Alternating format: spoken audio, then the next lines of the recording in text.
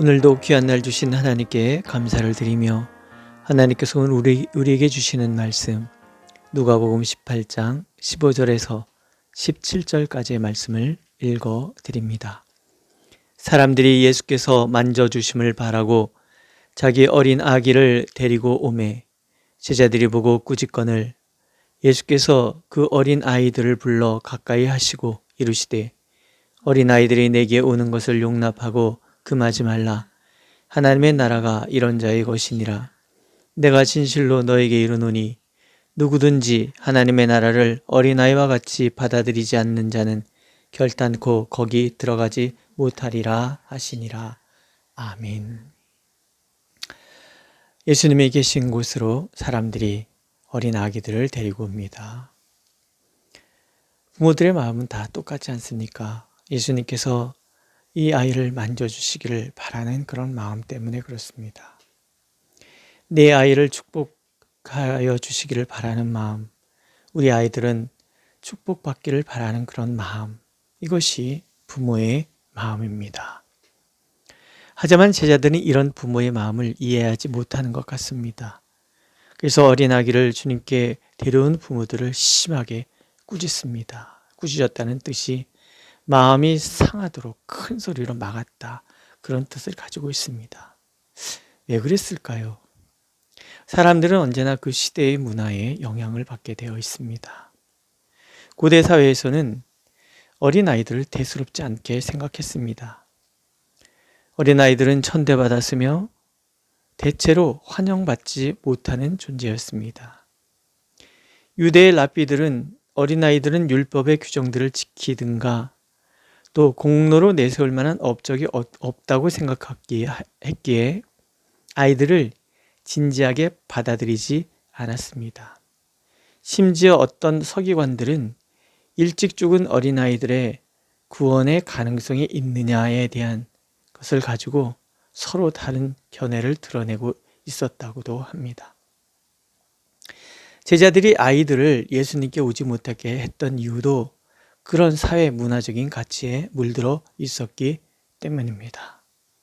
저도 어렸을 때 동네 약장수들이 와서 약을 팔 때 항상 하는 말이 있었습니다. 애들은 가라, 애들은 가라. 아마 돈이 안 되기 때문에 그러기도 했겠지만, 그러나 사실은 전반적으로 어른 중심의 문화에 익숙해져 있었기 때문에 그런 것이 아닌가 생각을 합니다. 그러나 예수님은 그들을 용납하지요. 어린아이들이 주님께 오는 것을 금하지 못하게 했습니다. 오히려 어린아이 같은 사람들이 천국을 수유한다고까지 말씀하시잖아요. 그리고 단호하게 대못을 박으시지요. 내가 진실로 너에게 이르노니 누구든지 하나님의 나라를 어린아이와 같이 받아들이지 않는 자는 결단코 거기 들어가지 못하리라 하십니다. 주님께서 그렇게 말씀하시는 이유가 무엇이겠습니까? 어린아이 특성이 하나님 나라 백성의 특성과 일치하기 때문에 그렇습니다. 어린아이들의 첫 번째 특성 중 하나는 의존성에 있습니다. 어린아이들은 보호자에게, 어른에게 철저히 의존합니다. 스스로 설 수 없는 것, 스스로 자기의 삶을 꾸려갈 수 없는 것이 어린아이라는 거죠. 마찬가지로 하나님의 나라는 하나님에 대한 절대적인 의존성에 달려있다라는 거예요. 그걸 은혜라고 얘기하죠.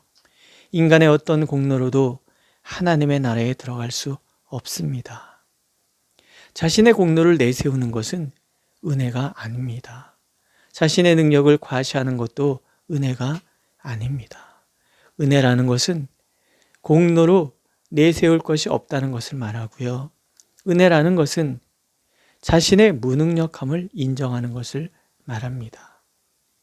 하나님께서는 인간은 그 누구도 자신의 공로로 하나님의 나라에 들어갈 수 없다고 말씀하십니다.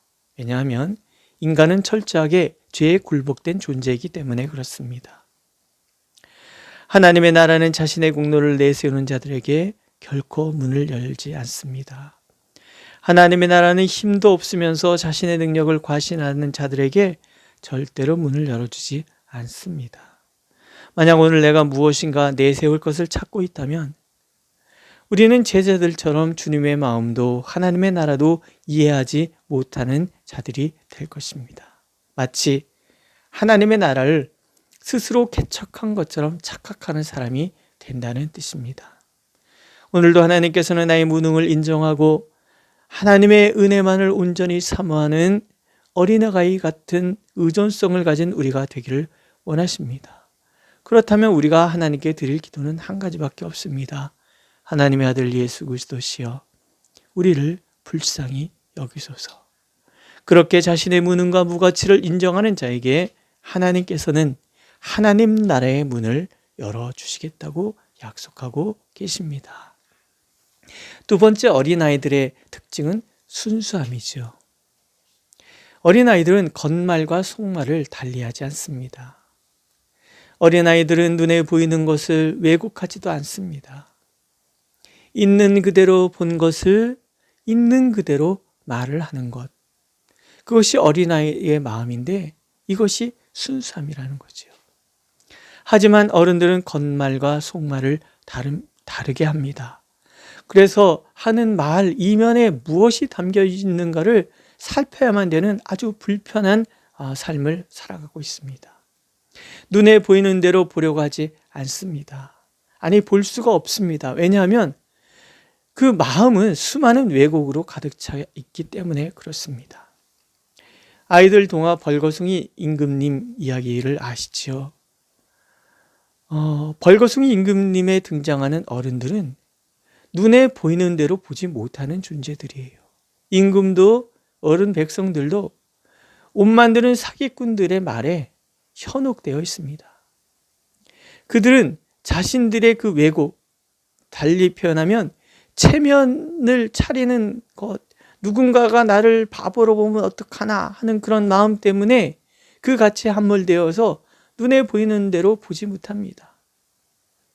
그리고 임금님은 벌거벗은 대로 행진을 하고 사람들은 멋진 옷이라고 환호성을 보내지 않습니까? 근데 아이들은 다른 거예요. 그들은 있는 그대로 보는 거예요. 벌거벗은 임금님을 보고 벌거벗었다고 웃습니다. 그걸 순수함이라고 하죠. 마음이 복잡하지 않은 단순함에서 나오는 순수함입니다. 예수님 당시에 바리새인, 유대인들, 사두개인들, 제사장들, 또 로마의 총독들, 심지어 제자들까지도 자신들의 마음의 소욕을 따라 왜곡된 가치로 예수님을 판단하고 있지 않아요? 그래서 예수님을 믿지 않는 거예요.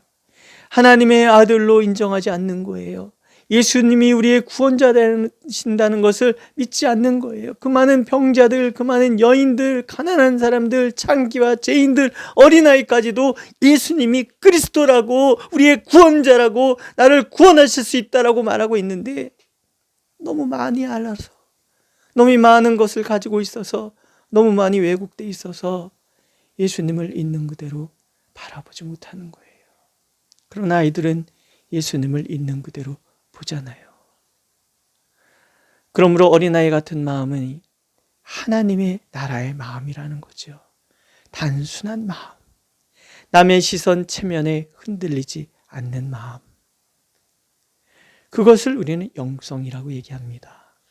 왜곡으로 가득한 내 시선이 아닌, 그래서 수없이 흔들리는 시선이 아닌 하나님의 시선으로 단순화시키는 것, 그것을 믿음이라고 하고, 예수님께서는 하나님 나라는 그런 사람들에게 열려있다라고 말씀하고 계십니다. 세 번째, 어린아이는 부드럽습니다. 아이들은 몸도 부드럽고요, 마음도 부드럽습니다. 부드럽기 때문에 모두를 받아주잖아요. 누구든지 쉬 믿어주잖아요. 권명을 가지고 판단하지 않잖아요. 그래서 아이들은 5분만 같이 있으면 다 친구가 됩니다. 하지만 어른들은 그렇지 않잖아요. 딱딱합니다. 몸도 딱딱하고 마음도 딱딱하고 생각들도 딱딱합니다. 인생의 거친 파도를 넘고 또 넘다 보니 몸도 경직되고 마음도 경직되고 생각도 경직되어 버렸어요. 의심하지 않으면 당한다고 생각하기 때문에 마음을 도무지 열지 않습니다. 그래서 5년을 함께 있어도 아이들은 5분만 있어도 친구가 되는데 어른들은 5년을 함께 있어도 친구가 되지 못하는 거죠. 열려있는 마음이 믿음에 적합한 마음인 거지요. 부드러운 마음이 하나님 나라도 받아들일 수 있는 마음이라는 것입니다. 그래서 예수님께서는 온유한 자, 곧 부드러운 자가 땅을 차지한다고 말씀하고 계시는 거예요. 많은 것을 아는 것도 중요하고 많은 것을 경험한 것도 중요하지만 그 많은 지식과 경험이 나를 경직시킨다면, 순수한 신앙의 열정을 잃어버리게 한다면 우리는 나는 가장 중요한 것을 잃어버렸다는 것을 깨달아야만 할 것입니다. 하나님께서는 우리의 신앙의 순수함을 회복해야 된다라고 말씀하십니다. 처음 주님을 만났던 그날, 있는 그대로 주님을 받아들였던 그 감격을 회복하기를 원하십니다. 신앙의 연조가 오래되면서 달고 다른 그 마음을 다 내려놓고 오히려 경직돼 버린 내 마음을 다 내려놓고 어린아이 같이 순수하게 주님을 좋아하고 주님을 사랑했던 그 순수함, 주님 때문에 감격하여 울었던 그 마음을 회복하기를 오늘도 원하고 계십니다. 우리는 오늘도 우리 스스로에게 질문해 봐야 할 것입니다. 나는 교만하지 않은가?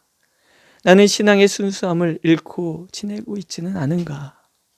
나는 주님만을 절대적으로 의존하려는 마음을 잃어버리지는 않았는가?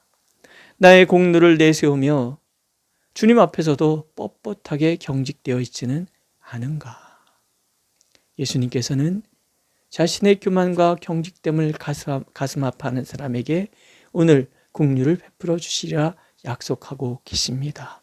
하늘문을 활짝 열고 받아주시겠다고, 또 기경된 그 마음에 하나님의 나라를 심으시겠다고 약속하고 계십니다. 기도하겠습니다. 주님, 우리의 마음을 만져 주시옵소서.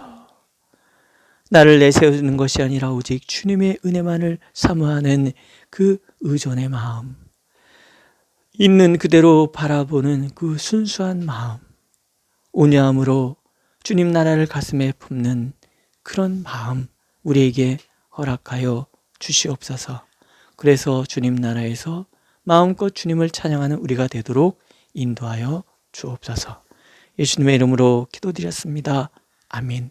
하늘에 계신 우리 아버지, 아버지의 이름을 거룩하게 하시며 아버지의 나라가 오게 하시며 아버지의 뜻이 하늘에서와 같이 땅에서도 이루어지게 하소서.